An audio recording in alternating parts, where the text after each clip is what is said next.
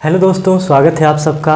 हम पढ़ रहे हैं क्लास 10th का मैथमेटिक्स और उसमें हमारा चैप्टर चल रहा है वास्तविक संख्याएं। आज हमें वास्तविक संख्याओं के बारे में जानना है कि वास्तविक संख्या कहते किसे हैं। तो वास्तविक संख्या को आप डायरेक्ट नहीं समझ सकते। वास्तविक संख्या को समझने के लिए आपको छोटे छोटे स्टेप्स को समझना होगा कि वास्तविक संख्या कैसे बनी है। तो आइए स्टार्ट करते हैं। तो वास्तविक संख्या ये देखिए यहाँ पर टॉप पर लिखी हुई है और वास्तविक संख्याओं के बहुत सारी ब्रांचेस निकली हुई है, अर्थात इन सबको जब आपस में आप मिला देंगे तो उसके बाद जाकर के बनेगी वास्तविक संख्या। तो सबसे एकदम बेस पर चलते हैं, सबसे नीचे कि क्या होता है प्राकृत संख्या। तो प्राकृत संख्या किसे कहते हैं? इसे प्राकृतिक संख्या भी कहा जाता है या प्राकृत संख्या, नेचुरल नंबर। तो नेचुरल नंबर किसे कहते हैं कि गणना की जो संख्याएँ होती हैं, अर्थात गिनती की जो संख्याएं होती हैं, उन सभी संख्याओं को नेचुरल नंबर अर्थात प्राकृतिक संख्या कहते हैं। जैसे 1, 2, 3, 4 ये सारी काउंटिंग वाले नंबर हैं। इसी को क्या कहा जाता है? प्राकृतिक संख्या। अगर इसके नोटेशन की बात की जाए तो इसे कैपिटल N से प्रदर्शित करते हैं। तो प्राकृतिक संख्या क्या हो गई? वह संख्याएँ जिनका प्रयोग गणना के लिए किया जाता है, उस संख्या को हम प्राकृत संख्या कहते हैं। इसे कैपिटल N से प्रदर्शित करते हैं। उसके बाद शून्य, आप जानते हैं शून्य का मतलब जीरो। प्राकृतिक संख्या में शून्य नहीं होता है, प्राकृत संख्या में जीरो नहीं आता है। 10 आएगा, 10 आने का मतलब 1 और 0 ये दोनों एक साथ आ रहे हैं, इसको नहीं, यानी अकेले जीरो नहीं आता है। तो कहा गया कि यदि प्राकृतिक संख्या में जीरो को भी जोड़ दिया जाए, प्राकृतिक संख्या का मतलब है गणना की जो संख्याएं हैं उसके साथ यदि जीरो को भी जोड़ दिया जाए तो जो अब संख्या आपको मिलेगी उसको कहा जाएगा पूर्ण संख्या। पूर्ण संख्या को W से प्रदर्शित करते हैं और W बराबर क्या होगा? नेचुरल नंबर 1 से स्टार्ट होता है। तो कोई पूछे कि सबसे छोटी प्राकृतिक संख्या कौन होती है, तो 1 होती है।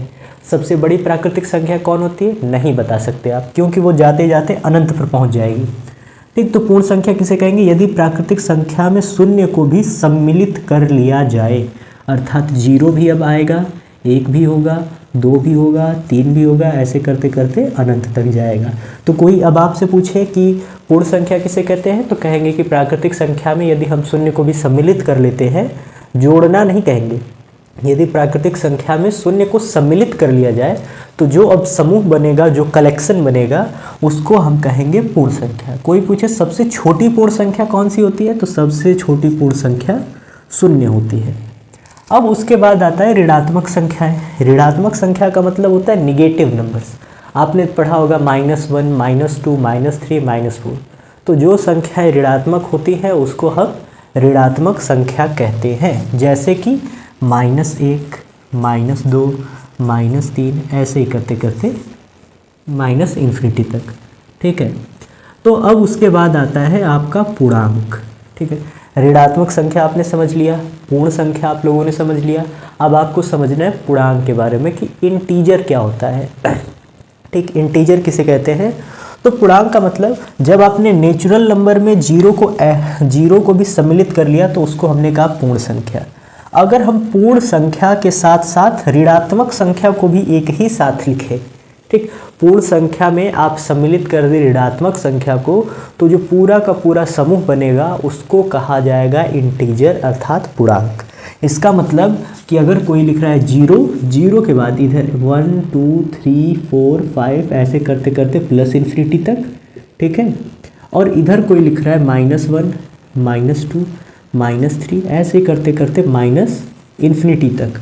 तो अब ये जो ग्रुप आपको दिख रहा है, यहाँ से यहाँ तक को आप कहेंगे पूर्ण संख्या, 0 को लेते हुए, और इधर क्या कहेंगे? ऋणात्मक संख्या।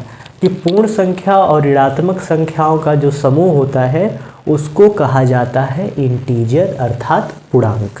इसके नोटेशन की बात की जाए तो हम इसको प्रदर्शित करते हैं I से। ठीक है, इंटीजर का मतलब पूर्णांक और इसको हम प्रदर्शित करते हैं I से। अब अपूर्णांक किसे कहते हैं? पूर्णांक का मतलब होता है कि पूरी संख्या। पूरी संख्या का मतलब अगर कोई आपको 1 रोटी दे तो आप क्या कहेंगे कि आपके पास 1 रोटी है, मगर उसको 2 भाग में कर दे, 4 भाग में कर दे, 6 भाग में कर दे या 8 भाग में कर दे, तो आप उसे पूरा नहीं कह सकते।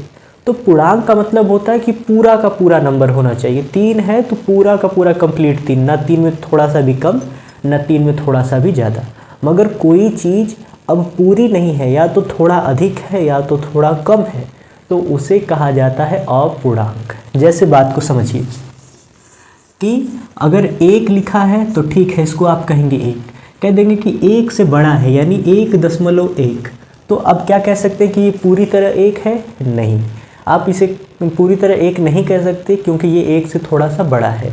तो जब संख्या पूरी ना हो या थोड़ी सी अधिक हो या थोड़ी सी कम हो, सामान्य भाषा में आप समझ सकते हैं कि अगर कोई संख्या दशमलव में लिखी हुई है तो उसको कहा जाएगा कि वो संख्या अपूर्णांक है। ठीक है, तो अपूर्णांक का मतलब कि अगर किसी संख्या में आप भाग दे रहे हैं और दशमलव में चला जा रहा है तो उसको कहेंगे अपूर्णांक। जैसे भाग देने का मतलब भाग तो आप 10 में 2 का भी दे सकते हैं, मगर ये पूरी तरह चल जाएगा 5 बार में। मगर 10 में यदि 3 से भाग करने के लिए कह दिया जाए तो ये पूरी तरह नहीं जाएगा, दशमलव में जाएगा। तो दशमलव में जाएगा तो इसका उत्तर आएगा दशमलव में 3.333 ऐसे। ठीक है, तो अपूर्णांक का मतलब होता है कि वे संख्याएं जो पूरी की पूरी प्राप्त न हो, अर्थात या तो दशमलव में हो या तो भिन्न रूप में, और भिन्न भी ऐसा जो कि पूरी तरह न कटे। तो आप कह सकते हैं कि दशमलव संख्या को अपूर्णांक कहते हैं। जैसे उदाहरण में बताया गया 3.35, 2.75, या लिख सकते हैं 10/7, 3/2, ये सभी के सभी क्या है? अपूर्णांक है। भाग देंगे पूरी तरह नहीं कटेगा, दशमलव में जाएगा। तो ये सारी संख्याएं पूर्णांक कहलाती है। तो हम पूर्णांक और अपूर्णांक इन दोनों को मिला दें तो उसको कहा जाता है परिमेय संख्या। परिमेय संख्या की परिभाषा क्या है कि ऐसी संख्या जिसे p/q के रूप में लिखा जा सके उसे परिमेय संख्या कहते हैं। एक बार फिर ध्यान सुनिए कि वे संख्याएं जिसे हम p/q के रूप में लिख सकते हैं, अर्थात अंश और हर के रूप में लिख सकते हैं, p/q के रूप में लिख सकते हैं, उसको हम कहते हैं परिमेय संख्या, रेशनल नंबर। परंतु इसमें ध्यान रखिए कि q का मान कभी भी 0 नहीं होना चाहिए, क्योंकि p का मतलब है अंश और q का मतलब यहाँ पर है हर। कि कोई भी संख्या अगर उसे अंश और हर के रूप में आप लिख पा रहे हैं तो उसको परिमेय संख्या कहा जाएगा। हर कभी भी 0 नहीं होना चाहिए। जैसे अगर आपने लिखा 5, तो 5 को आप क्या लिख सकते हैं? 5/1, अर्थात ये क्या हो गई? एक परिमेय संख्या। आप कह रहे हैं ना पूर्णांक के अंतर्गत सब आता है, तो अगर आप -1 लिख रहे हैं तो -1/1 हो जाएगा। तो -1 क्या है? पूर्णांक है, मगर -1/1 क्या हो गया? परिमेय संख्या। आप कह रहे हैं कि 3.33, जैसे अभी था ना 3.333, अर्थात 3 पर बार, कि 3.3 पर बार, कि ये क्या है? यह एक अपूर्णांक है, जबकि आप इसको 10/3 के रूप में लिख सकते हैं। अगर लिखा हुआ है 2.5 तो आप इसको लिख सकते हैं कितना? 5/2 लिख सकते हैं। ठीक है, तो कोई भी संख्या है जिसे आप अंश और हर के रूप में लिख पा रहे हैं वो सभी की सभी संख्याएं परिमेय संख्या कहलाएंगी। अगर कोई आपसे पूछे बताइए 0 परिमेय संख्या है कि नहीं है, तो परिमेय संख्या की परिभाषा कहती है कि हर 0 नहीं होना चाहिए। ठीक है, अंश 0 हो सकता है, 0/1 तो आप लिख ही सकते हैं ना, तो इसका हर 0 हुआ? नहीं हुआ। तो इसका मतलब 0 एक परिमेय संख्या है, मगर 0 जब हर में आ जाता है तब वो परिमेय संख्या नहीं होती। कहने का मतलब 5/0 यह परिमेय संख्या नहीं होगी। 4/0 यह भी परिमेय संख्या नहीं होगा। अगर नीचे में 0 आ जा रहा है तो उसको हम परिमेय संख्या नहीं बोलेंगे, ऊपर 0 आ रहा है तो वो परिमेय संख्या है। ठीक है, उम्मीद करते हैं कि आपको परिमेय संख्या का कॉन्सेप्ट समझ में आया होगा कि परिमेय संख्या क्या है। p/q अर्थात अंश और हर के रूप में हम जिस संख्या को लिख सकते हैं वो सभी की सभी संख्याएं परिमेय संख्या कहलाती हैं। परिमेय संख्या का हर कभी भी 0 नहीं हो सकता। ठीक, तो आपने परिमेय संख्या को लिख लिया। अब उसके बाद आता है अपरिमेय संख्या। ठीक है, अपरिमेय संख्या का मतलब कि ऐसी संख्याएं, परिमेय का मतलब होता है जिसको हम p/q के रूप में लिख सके, और अपरिमेय का मतलब होता है जिसे हम p/q के रूप में नहीं लिख सकते हैं। तो जो संख्याएं हम p/q के रूप में नहीं लिख पाएंगे उसको हम कहेंगे अपरिमेय संख्या। जैसे उदाहरण के लिए अगर कोई आपको कह दे इसको थोड़ा साफ कर लिया जाए। जैसे उदाहरण के रूप में यदि कोई आपसे कहता है कि 1.002 सॉरी 00002 1 2 3 4 2 ऐसे ही आगे चलता जा रहा है। आप इसको p/q के रूप में परिवर्तित कीजिए, तो आप कोई भी नियम लगाएंगे इसे p/q के रूप में परिवर्तित नहीं कर पाएंगे। जैसे कड़ी में 2 का मान होता है 1.4143 ऐसे ही करते हुए जाता है। इसको भी यदि आप p/q के रूप में लिखना चाहेंगे तो नहीं लिख पाएंगे। तो ऐसी संख्याएं जिसे आप p/q के रूप में नहीं लिख सकते हैं वो सभी की सभी संख्याएं अपरिमेय संख्या कहलाती है। ठीक है। अब देखिए, अगर परिमेय संख्या और अपरिमेय संख्या दोनों को मिला दिया जाए तो उसको कहा जाता है वास्तविक संख्या। ठीक है।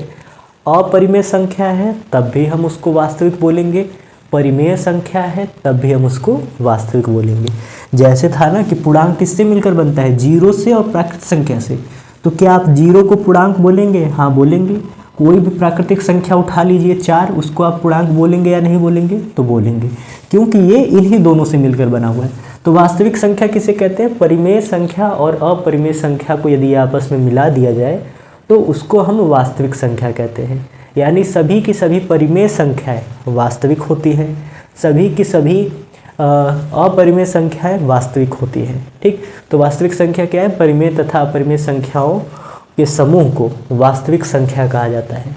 अच्छा, एक मोटा मोटा आपको आइडिया दे दिया जाए कि वास्तविक शब्द का मतलब क्या है। जैसे समझिए, अगर कोई आपसे कहे कि करड़ी में 1 है तो आप बताइए इसका मान कितना होगा। तो आप कहेंगे करड़ी में 1, इसका मतलब हम इसको लिख सकते हैं 1 गुणे 1। तो कोई संख्या करड़ी में 2 बार होती है तो बाहर निकल जाती है, तो 1। ठीक है। तो इसको हमने कह दिया कि 1 जो है वो एक वास्तविक संख्या होगा। मगर मान लीजिए कि अगर दिया है करड़ी में -1, तो कोई पूछे कि करड़ी में -1 को बाहर निकालिए और उसका मान बताइए कि क्या होगा। तो आप अगर इसे लिखना चाहे करड़ी में -1 गुणे 1 तो भी बाहर नहीं निकलेगा, क्योंकि संख्याएं बाहर तब निकलती है जब दोनों एक जैसी हो। दोनों को माइनस माइनस लिख नहीं सकते, क्योंकि माइनस माइनस का गुणनफल प्लस होता है, मगर यहाँ पर माइनस में दिया है। तो इसको आप कभी भी बाहर नहीं निकाल सकते। इसका मान क्या होगा, इसको कैसे हल किया जाए वो संभव ही नहीं है। ठीक, अभी तक आप लोगों के लिए संभव नहीं है। तो ऐसी संख्याएं जिनका होना यानी करड़ी में 1 कैसे संभव है, हो ही नहीं सकता, उसको हम बाहर ही नहीं निकाल पाएंगे कभी। तो करड़ी में 1 क्या है, उसको कहेंगे आभासी संख्या। आभासी का मतलब वैसा होता नहीं है, बस हमने मान लिया है। जैसे आपने फिजिक्स में पढ़ा होगा ना, आभासी प्रतिबिंब वास्तविक प्रतिबिंब। आभासी प्रतिबिंब होता नहीं है, हमने मान लिया है कि दर्पण के पीछे बनता होगा। उसी तरह आभासी संख्या का मतलब ये संख्याएं होती नहीं हैं, आपने एज्यूम कर लिया है कि मान लेते हैं कि ये संख्याएं हैं। तो जिनको मानना पड़े वो सभी की सभी काल्पनिक संख्याएं, मगर जो वास्तव में हैं उनको कहा जाता है वास्तविक संख्या। तो परिमेय संख्या हो या अपरिमेय संख्या हो, दोनों की दोनों संख्याएं वास्तविक संख्या कहलाती हैं। ठीक, तो अब वास्तविक संख्या पूरा क्लियर हो गया। अब आइए नेक्स्ट टॉपिक की ओर बढ़ते हैं। तो आपका नेक्स्ट टॉपिक है दशमलव प्रसार को समझना, कि दशमलव प्रसार क्या होता है, दशमलव प्रसार कितने प्रकार का होता है, आपको ये चीज़ें समझनी है। तो दशमलव प्रसार क्या होता है कि जब हम एक संख्या में दूसरी संख्या से भाग देते हैं, यदि भाग पूरा पूरा नहीं जाता है तो हम उसी चीज़ को दशमलव में ले जाते हैं, और यही प्रक्रिया दशमलव प्रसार कहलाती है। कि जब एक संख्या में दूसरी संख्या से भाग देते हैं, संख्या अगर उसे पूर्ण रूप से विभाजित न करे तो उस संख्या का दशमलव प्रसार होता है। अब उसी दशमलव प्रसार को समझना है कि दशमलव प्रसार कितने प्रकार के होंगे। तो दशमलव प्रसार 2 प्रकार के होते हैं। एक होता है शांत दशमलव प्रसार, दूसरा होता है अशांत दशमलव प्रसार। शांत दशमलव क्या होता है, अशांत दशमलव क्या होता है, उसे समझिए। शांत दशमलव प्रसार का मतलब है कि 2 संख्याएं हैं, ठीक, ऊपर लिख दिया 10, नीचे लिख दिया आपने 2। तो जब 10 में आप 2 से भाग कर रहे हैं, सॉरी 10 मत लीजिए, यहाँ पर मान लेते हैं यहाँ पर दिया गया 19, ठीक है, 19 दिया गया है। कि अब आप 19 में भाग दे रहे हैं 2 से, तो 2 नवा 18, बचा कितना 1 बचा, तो आप दशमलव में ले जाएंगे तो 1 जीरो बढ़ेगा, 2 पाँचे 10, ये कट गया। इसका मतलब क्या हुआ कि शांत दशमलव प्रसार का मतलब है कि जब हम किसी संख्या में दूसरी संख्या, एक संख्या में दूसरी संख्या से भाग देते हैं तो वो दशमलव प्रसार किसी न किसी बिंदु पर जाकर रुक जाएगा। ठीक है, कि अब 9 के बाद जैसे ही दशमलव लगाया हमने 5 बार में जाकर रुक गया। जैसे उदाहरण के लिए दूसरा समझिए कि आपने 5/4 लिया, 5 में यदि आप 4 से भाग करेंगे तो 4 एकम 4, ठीक, बचेगा 1, दशमलव बढ़ाएंगे तो यहाँ पर 0 उतरेगा, 4 दूना 8, फिर 2 बचा, फिर 0 उतरेगा, 4 पाँचे 20। ठीक, तो आप देख पा रहे हैं कि एक समय के बाद जो आपको भाग देने की प्रक्रिया है वो रुक जा रही है। तो दशमलव प्रसार में यदि भाग देने वाली की प्रक्रिया समाप्त हो जाए तो उस प्रकार के दशमलव प्रसार को हम शांत दशमलव प्रसार कहते हैं। अब अशांत दशमलव प्रसार किसे कहते हैं? वह दशमलव प्रसार जिसमें भाग की प्रक्रिया कभी भी पूर्ण नहीं होती है, उसको कहा जाता है अशांत दशमलव प्रसार। ठीक है, तो अशांत दशमलव प्रसार का उदाहरण, जैसे आप भाग दे रहे हैं 10 में 3 का, 10 में यदि आप 3 से भाग देंगे तो 10 तिहाई 3 तिली के 9, बचेगा 1, दशमलव बढ़ाएंगे फिर 10 हो जाएगा, 3 बार में ले जाएंगे फिर 9, फिर 1 उतरेगा 0, फिर 3, फिर 9, फिर 1 उतरेगा, फिर 0, फिर 3, फिर 9, फिर 1 उतरेगा। ऐसे ही ये प्रक्रिया आगे की ओर जाती रहेगी। तो आपका उत्तर कितना आएगा? आपका उत्तर आएगा 3.333333, ये आपका उत्तर आ जाएगा। तो दशमलव के बाद की जो संख्या है वो कहीं भी रुक नहीं रही है, तो इस प्रकार का दशमलव प्रसार अशांत दशमलव प्रसार कहलाता है, कि वह दशमलव प्रसार जिसमें भाग की प्रक्रिया कभी भी पूर्ण नहीं होती है उसको अशांत दशमलव प्रसार कहा जाता है। अब देखिए, अब ये जो अशांत दशमलव प्रसार है ये 2 प्रकार का होता है। एक होता है अशांत आवर्ती, एक होता है अशांत अनावर्ती। आवर्ती का मतलब होता है कि जब कोई संख्या अपने आप को दोहराए। तो देखिए, बात को समझिए। जैसे आपने देखा कि एक उदाहरण आपको समझना है। अशांत का मतलब आपने ये तो समझ लिया ना कि दशमलव की बाद की जो संख्या है वो रुकेगी नहीं, मिलती ही जाएगी, मिलती ही जाएगी। वो संख्या सीमित नहीं है, असीमित है, कि दशमलव के बाद बहुत सारी संख्याएं हैं। तो अब ये कहा कि वो भी 2 प्रकार की होंगी। एक ऐसा होगा जिसमें दशमलव के बाद संख्याएं अपने आप को दोहराएंगी। तो यदि अपने आप को दोहरा रही है तो उस प्रकार की संख्या को कहा जाता है अशांत आवर्ती दशमलव संख्या। ठीक, जैसे कि ये उदाहरण है कि 3 के बाद अब 3 3 3 अपने आप को क्या कर रहा है? रिपीट कर रहा है। तो इस प्रकार का जो प्रसार होता है उसको कहा जाता है अशांत। ठीक है, अब देखिए, अशांत आवर्ती संख्या। और जो अशांत आवर्ती संख्या होती है उसको आप परिमेय संख्या के रूप में बदल सकते हैं। जैसे दूसरा उदाहरण समझिए, अगर दे दिया जाए 9/7, ठीक है, अब 7 का भाग कर रहे हैं आप 9 में, तो आप ले जाएंगे 7 एकम 7, कट गया, बचा कितना 2, दशमलव बढ़ेगा 0, 7 दूना 14, कट गया, कितना जाएगा 6, तो 1 बढ़ जाएगा 0, 7 7 49, 7 8 56, फिर यहाँ पर हो गया 56, कट गया, बचा कितना 4। ठीक, फिर अपने आप 0 बढ़ जाएगा क्योंकि आप दशमलव लगा चुके हैं। इसके बाद बहुत सारे 0 हैं। ठीक है, ऐसे ऐसे ऐसे ऐसे। अब देखिए 7 5 35, कट गया, बचा कितना 5, 0। अब उसके बाद 7 7 49, ठीक है, 49, कट गया, बचा कितना 1, फिर यहाँ पर आ जाएगा 0, 7 एकम 7, कट गया, बचा 3। ठीक है, हाँ 3, बढ़ जाएगा 0, 7 चौक 28, बचा कितना 2। ठीक है, अब देखिए 2 आ गया, तो 2 आने के बाद यहाँ पर भी शेषफल 2 आया था, 2 आने के बाद 7 चौक 28, इसके बाद 2 आ गया, फिर 0 बढ़ाएंगे तो 7 एकम सात दूना 14, 7 दूना 14 बार में फिर 6 बचेगा ये, यानी 2 8 5 7 1 4 फिर। तो यही संख्या अब रिपीट होगी कि अब जब भी आप भाग करेंगे तो उत्तर आएगा 1.285714, फिर 2855714, फिर 28514 714। तो इस प्रकार दशमलव के बाद यदि कोई संख्या, कोई नंबर अपने आप को ही रिपीट कर रहा है तो इस प्रकार का दशमलव प्रसार अशांत आवर्ती दशमलव प्रसार कहलाता है।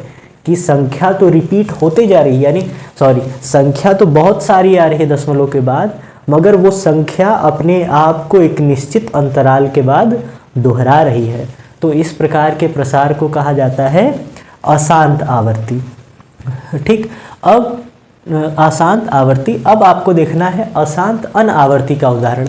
तो अनावर्ती का मतलब क्या है कि जो संख्या है अब वो अपने आप को दोहराएगी ही नहीं, अर्थात भाग दे रहे दशमलव के बाद संख्या उल्टी सीधी मिलती जा रही, कोई रिपीटेशन नहीं है।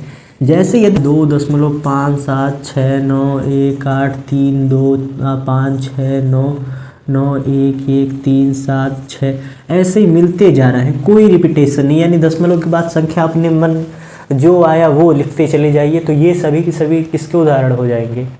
ये सभी के सभी उदाहरण हो जाएंगे अशांत आवर्ती संख्या के। तो आई होप आपको शांत आवर्ती और अशांत आवर्ती में समझ में आया होगा। अशांत आवर्ती का यदि कोई आप एग्जाम्पल चाहते हैं कि भाग देकर बता दिया जाए तो वो भाग नहीं दे पाएंगे, क्योंकि यदि आपको भाग देने के लिए लिखा जाएगा कि आप 58 में 5 से भाग करेंगे तो ये मान मिलेगा नहीं, क्योंकि 58/5 आपने लिख दिया तो वो क्या हो जाएगा? परिमेय। और अपरिमेय संख्या जो होती है वो उदाहरण होती है किसका? अशांत आवर्ती संख्या का। जैसे करड़ी में 2 है ना, करड़ी में 2 का मान यदि आप निकालेंगे तो बताया गया 1.414321, एक ऐसे ही करके मिलता चला जाता है रैंडम। ठीक, दशमलव के बाद कोई भी चीज़ अपने आप को रिपीट नहीं करेगी। जैसे करड़ी में 3 का मान हो गया, ठीक, 1.732 ऐसे ही करते करते तो ये सारी जो संख्याएँ होती है, 1.414, फिर ये कुछ और होता है, 3-2 नहीं होता है ना, 4-1-4 कुछ होता होगा, आप चेक कर लीजिएगा। तो करड़ी में 2 का ये हो गया, करड़ी में 3 का मान ये हो गया। तो करड़ी में 2 और करड़ी में 3 का यदि आप मान देखेंगे तो वो अशांत आवर्ती की तरह दिखेगा। ठीक है, उसमें दशमलव के बाद कोई संख्या अपने आप को रिपीट नहीं करेगी और बहुत अनंत तक उसका प्रसार होगा। तो आपको अशांत आवर्ती और अशांत अनावर्ती संख्या के उदाहरण समझ में आ गए होंगे, उसकी परिभाषा समझ में आ गई होगी। तो आज के लिए बस इतना ही। उम्मीद करते हैं कि जो पढ़ाया गया होगा वो आपको अच्छे से समझ में आया होगा। ऐसे ही नई नई चीज़ों को सीखने के लिए हमारे साथ जुड़े रहें, और वीडियो अच्छा लगा हो तो अपने दोस्तों के साथ शेयर करें। आज के लिए केवल इतना ही, धन्यवाद।